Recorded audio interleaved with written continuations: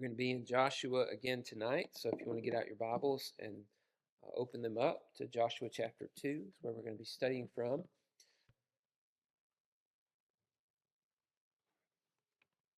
It's not Joshua.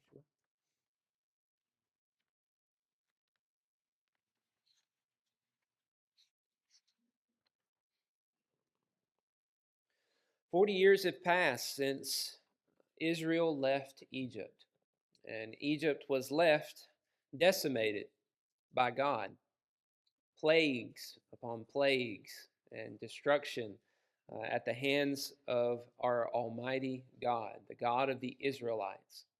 The news of that destruction and that judgment has spread throughout Canaan.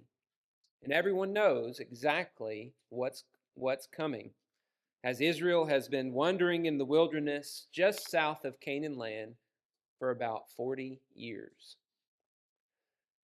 Those in Canaan have also heard that Israel is building in strength as they have defeated some really strong nations.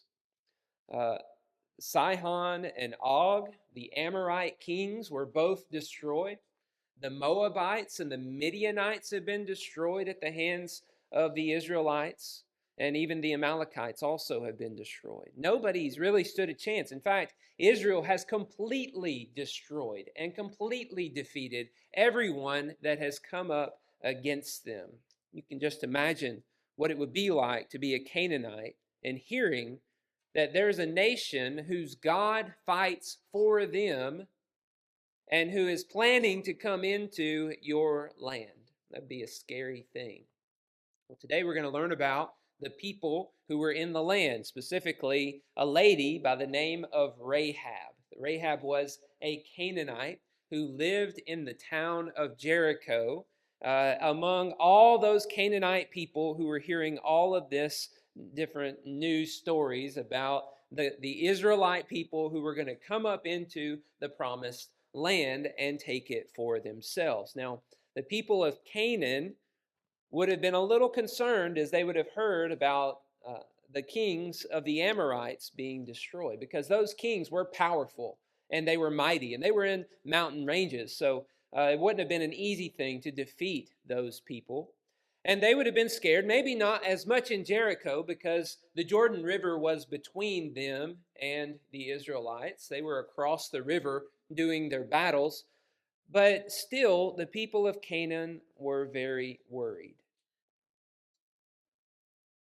Israel, on the other hand, was swapping leadership, going from the reign and the leadership of Moses to Joshua. Joshua became the new leader of the people, and he was going to be the one who was going to be strong and courageous and lead the people over into the promised land to destroy all of the people who were over there. And it's interesting that maybe those in Jericho thought that they were safe because the Jordan River was rising, as would typically happen at that time of year. They thought maybe nothing was going to happen to them for quite some time.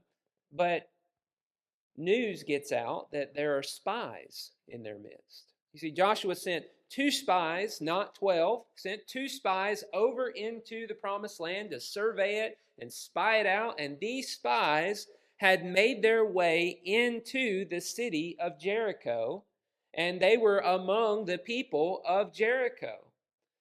And they were living inside the city in the house of Rahab, who we read is a prostitute. Prostitute. Well, that's typical because the Canaanites were not good people. Canaanites were not known for their morality or for their godliness. The Canaanites were going to be destroyed by the Israelites because they were wicked. And the time had come for God to use the Israelites to come in and destroy all of them. And that's exactly what was going to happen. Did Rahab know that as she was housing these 2 men? Probably not. Not at first. Probably didn't know where they were from. But something happened in the midst of the city, we don't really know what, that caused these 2 spies from Israel to be found out. And the king is sending his men to come and to capture them. And Rahab gets news probably about the same time as the king did. Now imagine having two men who have stayed in your house, who are now fugitives, who are now wanted by your king, and have soldiers that are coming to your house to arrest them. Imagine the fear that you would feel thinking about this whole event that's about to take place. These guys are criminals in the eyes of the people who you have lived around for forever, and they are hoping to destroy your city. They're Israelites. How would you react? How would you respond? The fear of these men, and maybe even the fear of your own people. You're stuck there in the middle of the two. What's fascinating about the story of Rahab is she does not cower in fear. She makes a decision that would change her life and the lives of all those who were in her family. She decides in that moment to completely change her loyalties away from the people of Canaan, away from those in Jericho, and to side herself with the Israelites and with the God of Israel. She chooses to save the people who have come in to spy out her city and destroy her town and destroy all the land and take it for themselves. Isn't this an amazing decision that she makes? Why on earth would she choose to make this decision? Well, we read why. Joshua chapter 2, starting at verse 8. It says she hid the men away, and it said, before the men lay down, she came up to them on the roof where she had hid them and said to them, I know that the Lord has given you the land, and that the fear of you has fallen upon us, and that all the inhabitants of the land melt away before you. For we have heard how the Lord dried up the water of the Red Sea before you when you came out of Egypt, and what you did to the two kings of the Amorites who were beyond the Jordan, to Sihon and Og, whom you devoted to destruction. And as soon as we heard it, our hearts melted, and there was no spirit left in any man because of you. For the Lord your God, he is God in the heavens above and on earth beneath. Now then, please swear to me by the Lord that as I have dealt kindly with you, you also will deal kindly with my father's house, and give me a sure sign that you will save alive my father and mother, my brothers and sisters, and all who belong to them, and deliver our lives from death. And the men said to her, our life for yours, even to death. If you do not tell this business of ours, then when the Lord gives us the land, we will deal kindly and faithfully to you.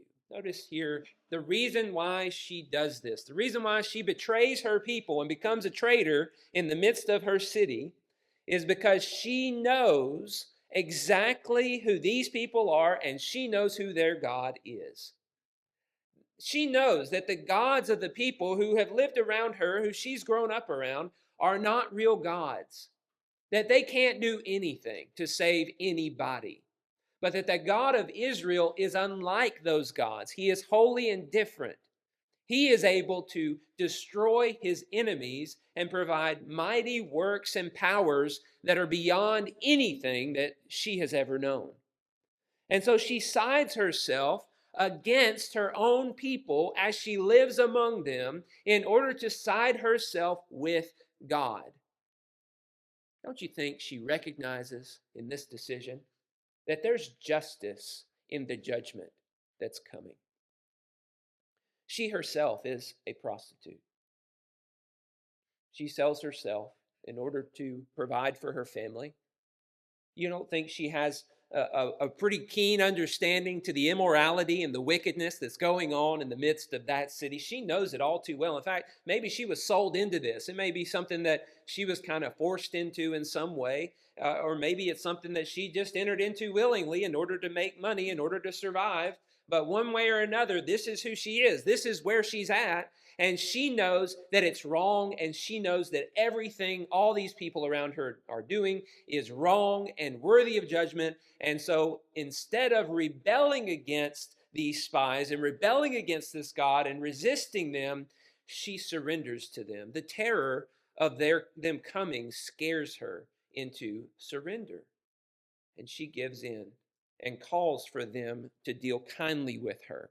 And that word is have hesed toward her, have loving kindness, have faithful love toward her, as she shows faithful love to them and will provide for them. And that's exactly what happens. This is a picture of mercy in the midst of judgment. You know, as we read through the Old Testament, these pictures of judgment come up, and it's kind of disturbing, to be honest, how God is just wiping out entire nations of people. I mean, it's like genocide. It feels like it sometimes. But here we have this kind of a picture of mercy in the midst of it, and I find that very fascinating. You know, as we read the Old Testament, it doesn't seem like these Israelites should have been making a covenant with Rahab. I mean, in Deuteronomy in chapter 7, it tells them, you are not to create covenants with any of these people. You are not to have peace with them. You are not to join with them. In chapter 20, he says, everything that is breathing should be devoted to destruction in the land. Do not save them. Do not clear them. Kill them, destroy them, get rid of them. And he says that over and over again in the book of Deuteronomy, even in Exodus. He makes this same idea. Don't make any covenants, and no one who is breathing shall live. And even these two spies know, because not too long ago, Balaam had convinced the Midianites and the Moabites to marry in with the Israelites, and that mixture with the people of the land who are idolatrous has led to disaster. Thousands of people died because they intermixed with the land rather than killing them and devoting them to destruction and being different from them. And so it's very interesting that we have over and over again this picture, stay away from these people. These people will corrupt you. These people are idolatrous. These people are wicked and evil. Do not forgive them. Do not make covenants with them. Do not let them in, because they will cause you to be destroyed. And yet here we have, in the very first city that they're going to go into to destroy in the promised land, a woman who has made a covenant with some Israelites, clearing her from the judgment that is to come. That's fascinating. And it kind of gives us this picture that it's not as though there's a chosen race that is purely on the basis of ethnicity or purely on the basis of where they're from or who their great-great-grandfathers are or anything like that, who their ancestors are. It's not a matter of determining who's good and who's bad based on who you come from or what you look like. Because here you have Rahab, who is being forgiven and being saved. And she's not a descendant of Abraham. She doesn't seem like she should be worthy. And yet, here we see a picture of her being saved. You notice in this, it's very fascinating. She recognizes the evidence. God is the one true God. She has this understanding of who God is, and then she decides to have faith in that God, that he will save her when that judgment comes, and the result is he does save her. He doesn't say, oh, well, sorry, sweetie, you're a prostitute, and you're evil, and you're living with wicked people, and you're around wicked people, and your family's wicked, and they've done horrible, wicked things. I'm not saving any of them because they're real bad. But instead, as they come into the city in Joshua chapter 6, they make the effort to not destroy anyone in the house where she has put a scarlet fabric from her window. That scarlet fabric, the spies tell her, hang it from your window, and no one who is in that house with you will be destroyed. And that is the covenant that they make with them. And overall, this gives us this picture that God is not taking pleasure in the destruction of the wicked.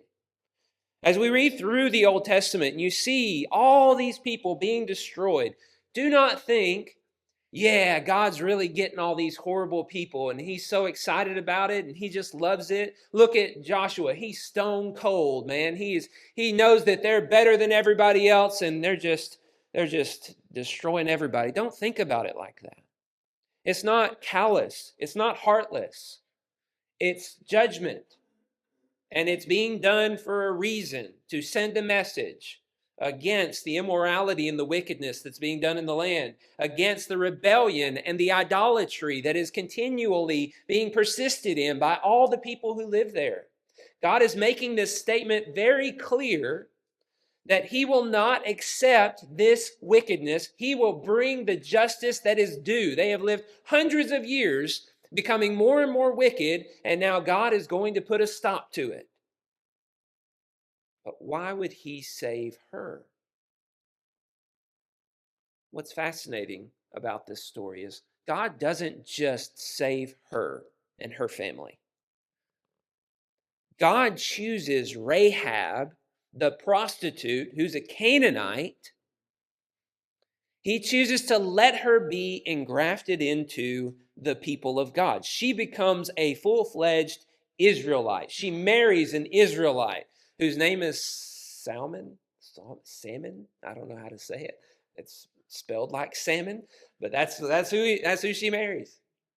And a descendant of hers, one of her great-grandchildren, something like that, Boaz, we're going to read about later. And a descendant of Boaz and Ruth's, David, who becomes a king, and all of his kingly descendants. And so a descendant of Rahab, the prostitute, who's a Canaanite, who was able to make a covenant with Israel whenever it didn't seem like she should be able to, from her comes the Christ. Isn't that a cool picture? God is making it clear to all of us, it's not about your ancestry and your pedigree. It's not about what you look like. I can take somebody who is completely outside, who is completely unworthy and guilty of all kinds of immorality, and I can make them exalted above all. And there's this beautiful picture in this story of what it looks like when we respond with faith. Can you imagine what it would be like to be in that city at that time, knowing that judgment is coming? Imagine that. Imagine being in the city before the spies come, and then imagine being in the city after the spies have come, and you've made this agreement. You've got this period of time before Joshua and all Israel crosses the Jordan River, and you're going to hear about that as it's happening. And as they come to the city and they march around it and blow their trumpets, imagine being in the city as Rahab and her family. I wonder if they just gathered their stores and camped out in her room, in her house, and said, we're not going anywhere because we don't know when this is going to happen, but it's about to happen. Imagine hearing those trumpet blasts. Imagine hearing the walls all around you. And apparently her house is on the wall because she had a window that she let the spies down that was on the wall. Imagine being in that house and feeling the earthquake of all the walls around your house breaking down and falling because God, the God of the Israelites, has destroyed the walls of the city. Imagine hearing the people outside screaming and being killed by all the Israelites, and holding on to faith that God will be faithful to his promises, just like Rahab was faithful to her promises. This is a very important picture for us to see because we're not unlike Rahab. We are very similar to Rahab. You see, we too live in a very dark place. Surrounded by immoral people, we ourselves have engaged in all kinds of immorality. That's what the New Testament reveals to us, that we are sinners. Every single one of us are unworthy of the forgiveness that we have received. We also, like Rahab, know that there's a judgment that is coming. It's inevitable. Jesus has said that it would come, and God doesn't lie. All the promises will find their yes, and they will take place. And just like Rahab, we have a choice. It's a choice of allegiance.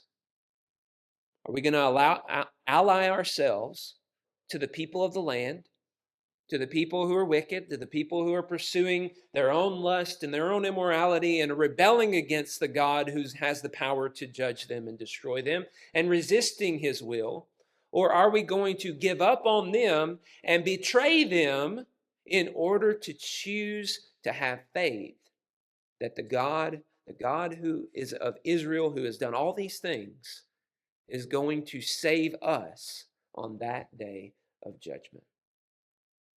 That's a choice that we all, each and every one of us, have to make. You see, the picture in the New Testament is that there's a greater Joshua, Jesus, and he is coming to save those who have the blood of the Lamb on their heart. It's very fascinating if you think about that scarlet cloth, and you think about the Passover blood over the doorpost, and what we have is the blood of the Lamb on our hearts. He'll save all those who have the blood of the Lamb on their hearts, and he will destroy everyone else. That's exactly the picture that we have revealed to us in the New Testament. And so we have to choose to be faithful and to give God our loyal love, our faithful love, to serve him with faith and trust in his salvation. The picture throughout this is that God wants to save all those who will turn from their sin to him. He wants to save them. And he not only wants to save them, look at Rahab, he wants to exalt them. He wants to lift them up as a wonderful example for everyone to see. So the faith of Rahab is not just a belief that God existed. All the people in Jericho believed that God existed. They were melting at the thought of that God coming and destroying them. But she didn't just believe it, she surrendered to it. And we see in this that this could have happened on a wide scale. It did not have to be a unique occurrence with Rahab. If the people of the land would have turned, and if they would have surrendered and given their lives to God, then they too would have been saved from this judgment. But the problem is they wouldn't. They would continue to trust in the immoral things that they were pursuing. God is looking to give his faithful love to those who will give him their faithful love. So that's a beautiful picture for us. And the real beauty is in how she was very immoral, but that wasn't a showstopper. She wasn't too far gone to become a part of God's people. We, too, are not too far gone. We can become a part of God's people. If you're here today and you have not trusted in God, you can be part of God's people. If you're trusting in God, but you're getting afraid and you're being tempted maybe to come outside of the house of safety, don't do it. The walls could fall at any moment and judgment could come. So don't trust in yourself. Don't trust in this world. Continue to put your trust in the one true God who will judge us all. If anybody here needs to render obedience to the gospel, or if you need encouragement and prayers, we're here for you. Please come as we stand and as we sing.